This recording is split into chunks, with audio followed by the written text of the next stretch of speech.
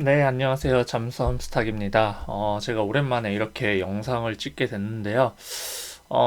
제가 영상을 찍게 된 이유가, 아무래도 주변에 또 주식을 알려달라는 친구들이 많고, 이제 주린이죠. 주린이들이 많아지고 해가지고 조금 걱정이 돼서, 걱정되는 마음에 한번 이렇게 영상을 찍게 됐습니다.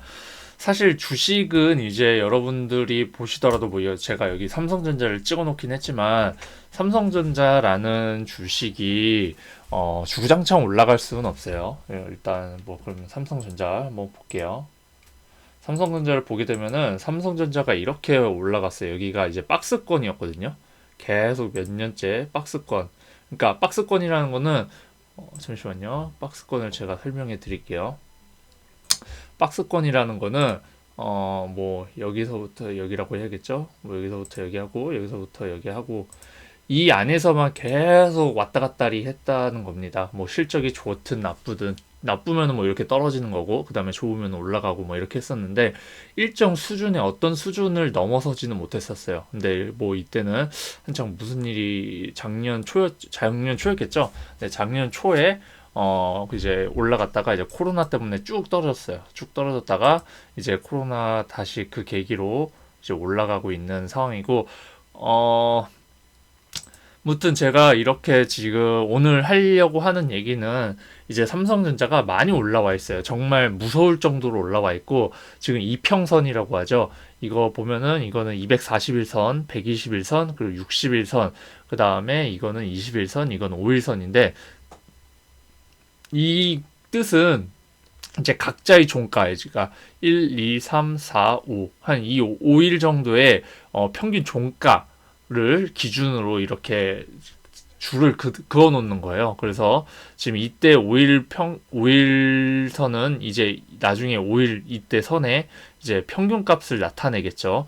이게 좀 애매하긴 한데 어쨌든 제일 중요한 거는 이제 이제 이평선들이 이제 너무 이격도가 넓다. 이격도가 넓어서 좀 약간 불안하다. 하락의 조짐이 보인다라는 것 정도로 보시면 됩니다. 이격도가 얼마나 중요하냐면요. 이격도가 이렇게 어느 정도 뭐 이건 나중에 또 다른 데서 또 찾아보시면 돼요. 정배열, 역배열 같은 게 있는데 계속 이것도 이제 정배열을 만들어주고 있다가 정배열 그러니까 쉽게 말해서 쉽게 말해서 정배열은 241선, 121선, 61선, 뭐 21선, 그다음에 5일선이 순차적으로 이렇게 쭉 내려오는 거예요. 이렇게 쭉 내려오는 건데 이거 보시면은 역배열이죠. 이게 이런 거 이제 뭐 200 241선 아래에 뭐 121선이 있다거나 뭐 이런 것들이 있는 게 좀 약간 역배열인데 항상 이 주가들은 정배열을 만들어 주려고 노력을 하고 이 정배열 이후에 이제 주가가 올라가게 돼 있습니다. 그런 부분들 항상 인지하고 계시면 좋을 것 같아요. 그리고 항상 이렇게 이런 이평선들이 모여 있을 때 상승을 할 수 있는 가능성을 더 높여주고 있어요. 항상 높여주는 주식에서는 항상이란 건 없고 절대적이란 건 없는데 그럴 가능성이 높여준다. 가능성을 높이는 자리가 이평선을 좀 이렇게 응축해주는 그런 거예요. 여기서 똑같아요. 여기서도 장기 이평선은 뭐 따라오지는 못하겠지만 단기 이평선이 뭐 5일선 그다음에 11선 보시는 분도 있고 21선까지 해서 이렇게 이제 이평선을 조금 응축해주는 그런 모습을 5일선이 쭉 올라갈 수만 없어요. 그래서 이렇게 기간 뭐 가격 조정을 이렇게 보여주면서 5일선 끌어내려주고 21선은 올라가고 다시 이렇게 만날 때쯤 되면 다시 5일선 올라가고 21선도 올라가는 뭐 이런 식으로 보여준다고 대충만 뭐 알고 계시면 될 것 같아요. 나중에 뭐 다른 분들 뭐 주식을 전문적으로 되게 잘하시는 분들의 설명들이 있을 테니까 그분들 설명도 한번 참고해 보시는데 어쨌든 제일 중요한 거는 이런 응축 상태를 한다는 거고 제 채널명 이제 잠수함 스탁도 이 241선 이 근처에서 이제 어떤 이슈를 받고 얼마나 이평선이 응축돼 있는가를 보고서 이제 올라가는 겁니다. 그래서 그런 부분들 잘 챙겨보시면 좋을 것 같고 다시 한번 보는데 저 같은 경우에는 지금 이거 코스피예요. 코스피하고 아까 삼성전자하고 차트가 되게 비슷하죠. 이 평선을 이제 똑같이 보여주고 있는데 왜냐하면은 코스피가 오르려면 삼성전자가 올라야 됩니다. 삼성전자가 3% 오른다고 하면은 이제 이 코스피도 뭐 한 2%에서 1% 정도 오르는 그런 상황을 보여주고 있고 왜냐하면 코스피에서 삼성전자가 담당하는 부분들이 굉장히 높아요. 네, 여러분들 뭐 많은 뉴스를 보시면 아시겠지만 시가총액이 삼성전자랑 삼성전자 우를 합친 게 이제 다른 시가총액 2위부터 이제 10위까지 기업의 절반 이상을 차지하고 있습니다. 그래서 그만큼 삼성전자가 우리나라에서 차지하는 그런 양이 크다 이런 거 알고 계시면 될 것 같아요. 그래서 코스피 보면은 코스피도 지금 이제 고점이 3266을 찍고 다시 여기 저점 어디였죠? 여기 3000까지 해서 이거 한 200 정도를 이제 조정을 받았어요. 그래서 진짜 죽겠다라는 이런 생각을 가지신 분들이 많으셨을 텐데 어쨌든 다시 이렇게 올라와 주긴 했어요. 근데 이렇게 올라간 이유가 삼성전자도 있었지만 이제 현대차 애플카라든지 LG전자랑 그 다음에 생각이 좀 마그나였죠. 마그나랑 이제 협력을 한다든지 그 다음에 포스코 기업의 이제 철강 업종 상승이라든지 그 다음에 어쨌든 전체적인 우리나라 기업들의 호재들이 좀 많은 상태였어요. 그래가지고 삼성전자 더불어서 이렇게 쭉 올라갔던 게 있었던 거고 어쨌든 지금 코스피는 이렇게 올라와 있는데 이 조심히 해야 되는 이유가 과거의 사례들을 보면 좀 알 수 있는데요. 저희가 역사적인 그런 문헌들을 좀 많이 보잖아요. 역사를 배우는 이유가 이제 과거의 실수를 또 반복하지 않기 위해서 이렇게 하는 건데 여기 보시면은 여기 주가들이 좀 하락을 하려고 할 때 이런 대폭락을 하려고 할 때 이번에 주식은 뭐 대폭락이 온다는 거 아닌데 조정이 어느 정도 올 것 같아요. 근데 조정이 오는 그런 조짐을 보이는 건 항상 이렇게 상승 있고 그 다음에 이렇게 하락이 있고 어느 정도 이렇게 M자를 그려주는 겁니다. 거의 머리 빠지듯이 M자 탈모가 머리 빠지듯이 이렇게 M자를 만들어주고 좀 많이 떨어져요. 그래서 뭐 여기서도 똑같이 M자를 만들어주고 폭락했고 다시 이렇게 급등락을 하다가 이렇게 다시 M자를 그리다가 올라오는 경우도 있긴 한데 지금 상태에서는 올라갈 가능성은 그렇게 많지 않아 보여요. 어느 정도 이제 횡보라고 하죠. 계속 똑같은 자리만 계속 이렇게 왔다 갔다 박스권을 만들어줄 가능성이 좀 있어 보여요. 네, 그런 부분들 한번 잘 체크해 보시면 되시고 코스닥은 그나마 조금 긍정적이에요. 코스닥이 왜 긍정적이냐? 코스피가 올라간 거에 비해서 코스닥이 그렇게 많이 올라오지 않았고요.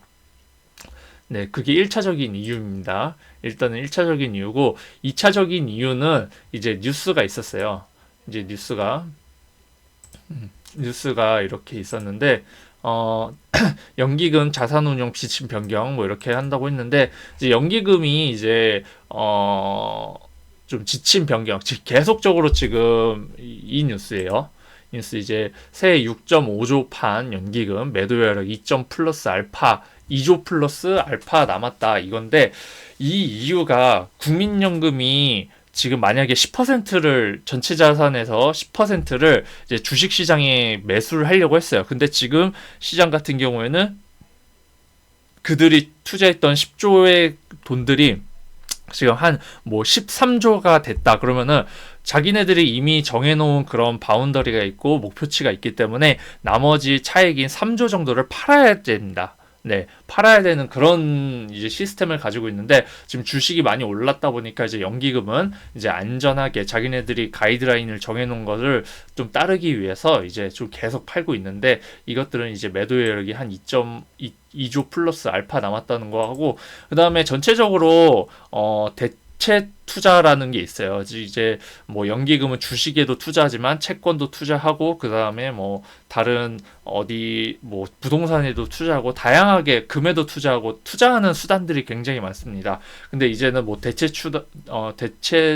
투자 수단이라고 해서 이제 부동산도 좀 많이 넓어졌고 바운더리도 넓어졌고 해가지고 전체적으로 주식에 대한 그런 매력도가 많이 떨어졌어요. 국민연금 입장에서는. 그래서 그런 입장에서 좀 많이 낮추려고 하는 것 같고, 근데 이제 코스닥이 올라가려고 하는 이유는 이제 연기금 투자 확대 이런 거 있으니까 이런 부분들 이제 연기금이 계속 팔고 있는데 요즘에는 이제 코스피보다는 코스닥에서 이제 조금 사는 모습을 또 보여주고 있고 그 다음에 파는 모습은 좀 줄여주고 있습니다. 네, 그래서 이런 부분들 좀 보시면 될 것 같고, 또 두 번째가 제가 좀 안 좋게 보는 이유, 증시를 좀 안 좋게 보는 이유가 이제 FOMC 회의가 이번 주 열립니다. FOMC는 이제 미국의 그 연방 은행장들이 이제 모여가지고 얘기를 나눠서 이제 앞으로 미국 재정은 이렇게 어떻게 흘러가면 좋을 것 같다라는 가이드를 이제 좀 제시를 해주는 그런 회의라고 보시면 되는데, 지금까지는 계속 우리나라 그 부채 부실 채권이라든지 이런 채권들 이런 것들을 나라에서 사들이자 해가지고 계속 유동성이 공급이 됐던 거예요. 계속 유동성 뭐 그 다음에 대출도 좀 완화해주고 뭐 이런 식으로 해서 좀 이제 시장에 활력을 불어넣자 해가지고 좀 많이 풀어줬던 적이 있었는데 풀어주고 있습니다. 풀어주고 있는데 이제는 이제 전체적으로 인플레이션이 좀 이제 나오고 그러다 보니까 이제 전체적으로 조금 이 부실 채권이라든지 이런 매입 규모를 조금 줄여나가자. 그 다음에 이런 식으로 좀 많이 나갈 것 같고, 아직까지는 아니지만 한 내년 정도라든지 올해 말 정도를 보고 있는데 FOMC에서는 이제 좀 금리 인상 얘기가 좀 나올 것 같긴 합니다. 그렇게도 있고, 그 다음에 전체적으로 뭐 미국의 테슬라라든지 다른 기업들의 그런 그 증시도 굉장히 높이 올라와 있어요. 상당히 높이 올라와 있어가지고 이런 부분들을 좀 경계하기 위해서는 좀 이제 FOMC에서 얘기를 해줄 것 같습니다. 좀 뭐 금리라든지 이런 것들은 조금 동결적으로 갈 것 같긴 한데 어쨌든 시장이 경계성을 줄 거예요. 근데 지금같이 주가가 많이 올라와 있는 상태에서 FOMC의 그런 한마디, 작은 한마디조차도 이제 좀 뭔가 경계해야 되는 분위기인 것 같다라는 말 한마디에도 이 시장이 흔들릴 수 있습니다. 그래서 그런 부분들 좀 주의하시면 될 것 같아요. 그래서 이렇게 보시면 될 것 같고, 계속 뭐 연기금이 투자 확대한다는 거, 지금 천스닥까지는 가긴 갑니다. 가긴 갈 건데 이게 언제 갈지는 아직 잘 모르겠어요. 어쨌든 이 기간적인 조정이라든지 이런 것들을 좀 보여줄 거라서 기본적으로 한 여기 어디였죠? 저는 만약에 간다고 하면은 이 저가죠. 저가가 923포인트예요. 923포인트. 여기서부터 한 50포인트 정도 빠진다. 그러면은 여기서 한 1% 이상은 더 빠질 수 있을 거라고 좀 정도 보고 있습니다. 잠시만요. 그래서 보면은 저가가 923이고 그 다음에 979니까 한 70이죠. 한 10% 정도를 더 빠지고서 그 다음에 충분한 이제 모멘텀을 확보한 후에 다시 올라갈 수 있다라고 보긴 하는데, 어쨌든 이건 제 개인적인 생각이고요. 어쨌든 저는 M자를 좀 만들어 줄 것 같긴 합니다. 그래서 조금 주의하셔야 되고, 그런 이유를 제가 몇 가지 한번 설명해 드릴까요? 왜 그렇게 보는지. 일단 첫 번째는 뭐 FOMC 회의 이렇게 있었고요. 그 다음에 설날 이슈가 있어요. 설날이 이제 설날 같은 경우에는 지금 제가 그걸 볼게요. 2월 11일부터 14일까지예요. 그러니까 한 4일 정도가 주식 시장이 안 열리죠. 그러면은 보통은 추석 때도 그런 게 있었어요. 추석 때도 추석 앞두고 한 1, 2주 전부터 이제 하락이 나왔었거든요. 그 이유가 이제 추석 때 뭐 1차적인 명목으로는 세력이 세뱃돈을 좀 빼기 위해서 뭐 이렇게 뺀다는 얘기도 있는데, 그런 거는 뭐 얼마나 빼겠어요. 뭐 자기들이 보유하고 있는 수량들을 웬만하면 그 물량들을 내놓지 않을 텐데, 어쨌든 기본적으로 출금 이런 이야기도 있고, 그다음에 제일 중요한 거는 리스크예요. 이 4일 동안 북한이 뭐 미사일 쏜다는 거라든지 미국에서 어떤 테러라든지 이런 게 일어나게 되면은 그 주식시장은 하락부터 시작할 수 있기 때문에, 월요일 열리는 그 주식시장은 하락부터 이렇게 열릴 수 있기 때문에 그런 것들을 미연에 방지하고자 이제 사람들은 이제 좀 해지 수단이라고 해야 되죠. 현금을 확보하는 그런 모습을 좀 보여주긴 합니다. 그래서 저 같은 경우에는 지금 1월 말까지는 조금 현금을 최대한 좀 많이 보유하시는 그러니까 이번 주죠. 이번 주에 최대한 현금을 좀 많이 보유하는 게 좋을 것 같다. 그래서 저 같은 경우에도 지금 이제 좀 수익이 나고 있는 종목들이 꽤 있거든요. 이제 그런 것도 있고 그다음에 손실 나는 부분들도 있는데 그런 부분들 이제 상계 처리를 해야 된다고. 이제 상계 처리를 한다고 하는 게 이제 수익 난 거를 이제 손절가랑 거의 또이또이 친다. 그래서 그냥 최대한 현금 확보를 한다. 이런 식으로 조금 보고 있습니다. 이번 주 FOMC 회의 전까지, 그러니까 수요일, 목요일 전까지는 수요일까지죠. 수요일까지는 최대한 준비를 해야 될 것 같습니다. 그래서 이런 부분들 좀 보시면 좋을 것 같고, 그 다음에 이제 환율을 좀 보면 좋은데, 선물 옵션 말고, 이 환율을 제가 이걸로 어떻게 봤었는지 기억이 안 나는데, 잠시만요. 환율 시세. 네, 여기 환율 차트, 여기 한번 보시면은, 환율 같은 경우에도 지금 계속 이렇게 움직이고 있었죠. 기간은 한 1년으로 볼게요. 1년으로 보게 되면은 네, 좀 많이 하락했습니다. 뭐 1250원이었던 적도 있었는데 지금은 이때가 이제 코로나 터졌을 때죠. 코로나 터졌을 때 이렇게 있다가 그 다음에 뭐 수합을 체결하고 나서부터 이렇게 좀 떨어졌고, 그 다음에 이 떨어진 만큼 우리나라 증시는 많이 올라왔습니다. 근데 이제 여기서 보면은 좀 이제 환율에서 바닥을 좀 다진다고 하죠. 이제 최대한 좀 바닥을 다진 것 같고, 이제 환율이 약간의 상승은 이제 보여줄 것 같습니다. 그래서 상승을 좀 보여주고 나면은 우리나라 증시는 좀 조정을 받겠죠. 네, 그런 부분들 좀 체크해 보면은 이제 좀 많이 생각을 해야 되는 부분이 있는 것 같습니다. 제가 뭐 이렇게 좀 많이 번거롭게 얘기하긴 했는데, 구체적으로 제가 또 말씀드리자면은, 전체적으로, 우리나라는 뭐 각자의 종목들도 굉장히 중요하죠. 종목들도 뭐 현대차하고 기아차, 뭐 애플카 이런 이슈도 엮여서 굉장히 좋긴 하지만, 그런 거를 언제 나올지 모르잖아요. 이슈가 언제 터질지 모르니까 최대한 조금 안정적인 투자를 하면 좋을 것 같다는 의견에 이렇게 남겨봅니다. 감사합니다.